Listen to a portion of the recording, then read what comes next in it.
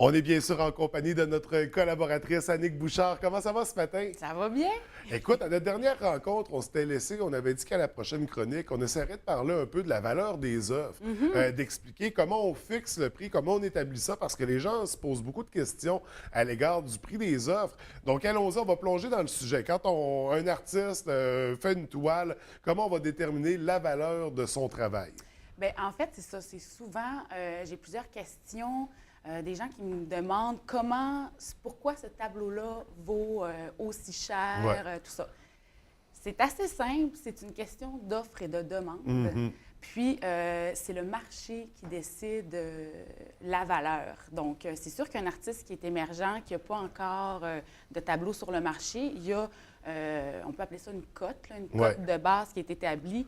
Et au fur et à mesure que les tableaux s'en vont sur le marché, bien, sa cote va avoir des variations.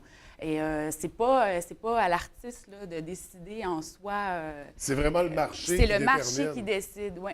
Et ça, puis on dit qu'acheter de l'art, c'est investir, que les valeurs vont toujours en montant. Comment on peut expliquer ce phénomène-là? Bien, là, je m'en allais dire que c'est très intéressant, d'ailleurs. Je voulais en parler un petit peu là, de l'évolution de la galerie, parce qu'étant donné qu'il n'y a pas beaucoup de galeries, il y a plusieurs manières de consommer l'art, si je peux dire ça comme ça. Effectivement, il y a un certain type de procrastination, de spéculation, de spéculation, de dire qu'une œuvre va prendre la valeur avec le temps. Mais encore là, c'est le marché qui va décider. Fait que c'est pas une garantie, là.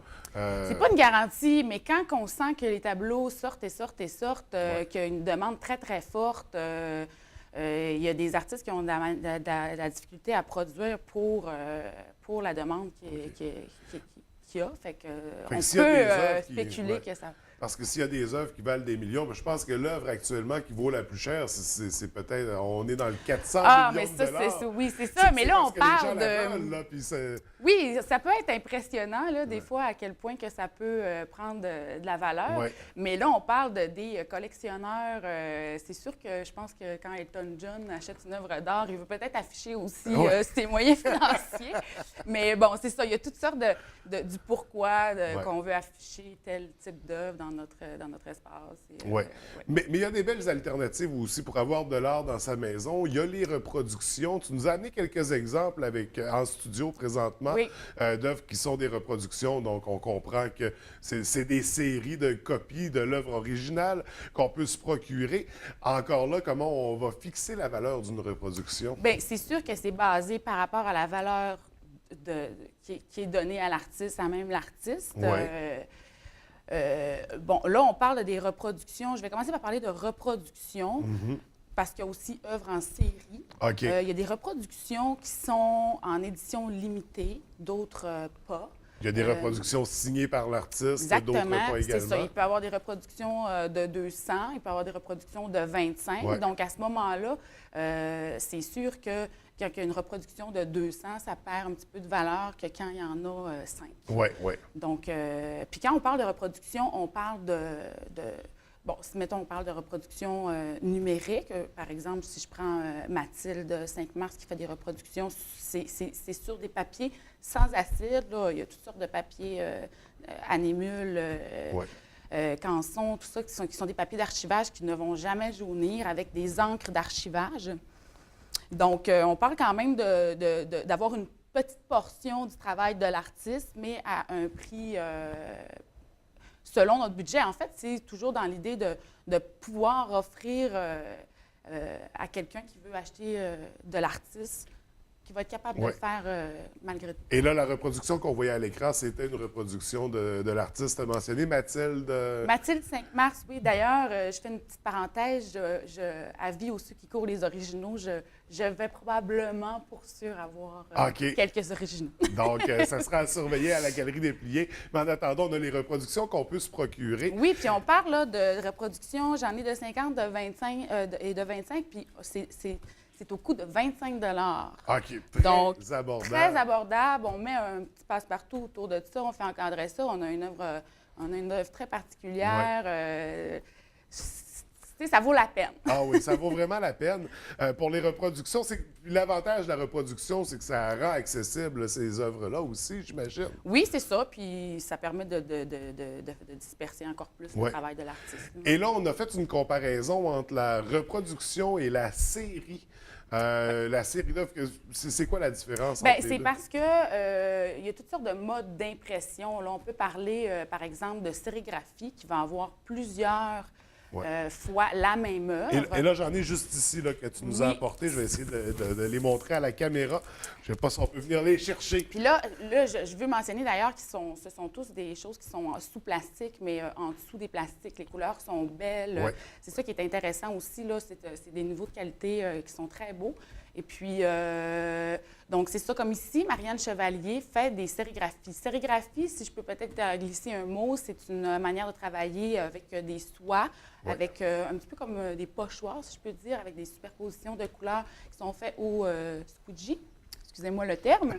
Et puis, donc, c'est ça, c'est fait manuellement. Il peut en avoir, ici, on a des éditions de 8, des éditions, tout dépendant du choix là, de l'artiste d'en faire combien. Marianne, les matrices, en fait, sont détruites. OK. Donc, c'est terminé. On peut Une fois que la série est faite, c'est fini. C'est ça, c'est fini. Donc, on en a 8, puis là, c'est quand même créé manuellement. Donc, ils ont des petites différences, mais c'est ça reste que c'est pas il n'y a pas une seule œuvre qui existe. Ouais. Donc, on parle quand même d'un prix comme ceux-là. Ici, celles-ci sont à peu près à 40 $. Okay. C'est ça, c'est un autre petit barème de prix. Il y en a plusieurs qui existent. Bon, il n'y en a pas. Il y a des éditions de 4 aussi de Marianne. Mais c'est des éditions limitées, donc il y a une rareté qui se crée autour de ça. C'est ça la question. Et de détruire la matrice, et ça, c'est une démarche intéressante. Donc, ça a justement créé ce besoin-là au niveau du marché de vouloir se les procurer avec l'élément qu'on en retrouve moins. Un aspect très intéressant. Là, on a vraiment toutes sortes d'exemples que tu nous as apportés. Oui. Présentement, qu'est-ce qui est en vedette là, à la Galerie des Piliers? Bien là, il y a vraiment au niveau d'Amélie Legault, là, c'est ça. Ça, c'est des reproductions, mais je les aime beaucoup. On va porter l'attention sur le flamand qui pète, qui est très charmant. Oui, c'est ça. C'est des animaux cocasses, puis c'est assez léger là, comme illustration. C'est illustratif. Là. Il y en a beaucoup qui en achètent pour la chambre des enfants. Ouais. Les cartes aussi, c'est ça, sont très intéressantes. Là.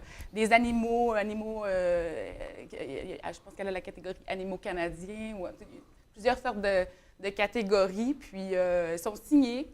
C'est ça, c'est très... ça fonctionne bien, les stations. Je ne sais pas si c'est l'air printanière. Je la trouve extraordinaire. Oui, il y a les poissons d'hiver, mais il y a les poissons aussi d'été. Donc, pour une décoration extraordinaire dans une cabane à pêche, par exemple. Oui, moi, j'en ai fait. Puis j'ai fait, c'était un trio Orignaux pour un chalet, en fait. On a mis un beau passe-partout noir, ça faisait très chic. Donc, c'est ça, c'est léger, mais c'est fait 100 % local. Ouais. Puis les grandes, on parle de 25 $.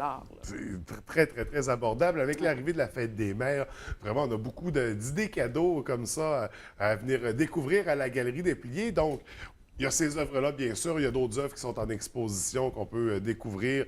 Il y a des accessoires aussi. On parle de coussins, on parle de livrets, de carnets. Il y a toutes sortes de choses qu'on peut se procurer à la galerie. Donc, on voit des images présentement qui ont été prises tout récemment, cette semaine. Oui, mais il va y avoir, je peux vous dire que ce mois-ci, il va y avoir beaucoup de choses qui vont bouger, beaucoup de nouvelles entrées. Oui, c'est ça, je suis bien énervée. Donc, un bon roulement au niveau des œuvres qu'on peut se procurer, c'est à aller découvrir sur place. C'est une belle occasion de découvrir la Galerie des Piliers.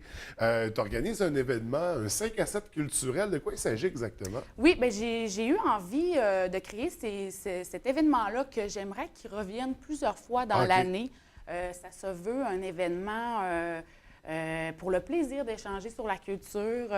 On parle d'une ambiance décontractée, de venir dans un lieu qui est différent. Je fais ça le jeudi avant peut-être que les gens sortent dans les bars. On fait un petit tour à la galerie, on vient regarder le travail des artistes, puis c'est commandité par le restaurant L'Orphée. Oui, qui va d'ailleurs amener des bouchées. Là, oui, c'est ça, une petite bouchée. C'est gratuit, c'est ouvert à tout le monde, puis...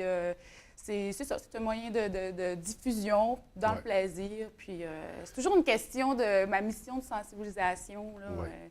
Oui, parce que la galerie dépliée, ça va au-delà de la galerie d'art. Là. On veut propager la culture, propager l'art dans son Oui, puis milieu. j'ai commencé à faire des visites d'une école. J'ai des groupes, entre autres, de 5e année, 6e année.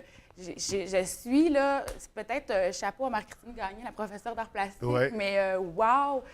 C'est ça, ma mission aussi, c'est ça, c'est de faire découvrir. On regarde des œuvres, on fait de l'appréciation d'œuvres d'art.